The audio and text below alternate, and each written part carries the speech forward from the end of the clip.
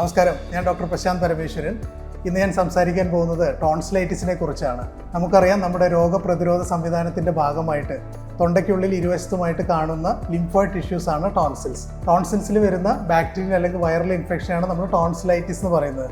Tonsillitis വരുമ്പോൾ ഭക്ഷണം ഇറക്കാനുള്ള ബുദ്ധിമുട്ട്, പനി, തൊണ്ടയ്ക്ക് ഇരുവശത്തുമായിട്ട് കഴലവീക്കം വരിക എന്നിവ സാധാരണമാണ്. എന്നാൽ ചില അവസരങ്ങളിൽ ടോൺസിലിലെ പഴുപ്പ് പുറത്തേക്ക് പടർന്ന് പെരിടോൺസിലർ ആബ്സസ്, അതുപോലെ തന്നെ കഴുത്തിലേക്ക് സ്പ്രെഡായിട്ട് നെക്ക് ആബ്സസ് വരെ ഉണ്ടാവാം. അക്യൂട്ട് ബാക്ടീരിയൽ ടോൺസിലൈറ്റിസിന്റെ ചികിത്സ എന്നുള്ളത് ആന്റിബയോട്ടിക്സും വേദന സംഹാരികളുമാണ്. എന്നാൽ വിട്ടുവിട്ട് വരുന്ന ടോൺസിലൈറ്റിസ്, പെരിടോൺസിലർ ആബ്സസ്, തടിച്ചു വീങ്ങിയ ടോൺസിൽ കൊണ്ട് നമുക്ക് ശ്വാസം എടുക്കാൻ പറ്റാത്ത അവസ്ഥ, ഒബ്സ്ട്രക്റ്റീവ് സ്ലീപ്പ് ആപ്നിയ, ഇത്തരം കണ്ടീഷൻസിൽ നമുക്ക് ടോൺസിലെക്ടമി ചെയ്യേണ്ടത് അനിവാര്യമായിരിക്കാം.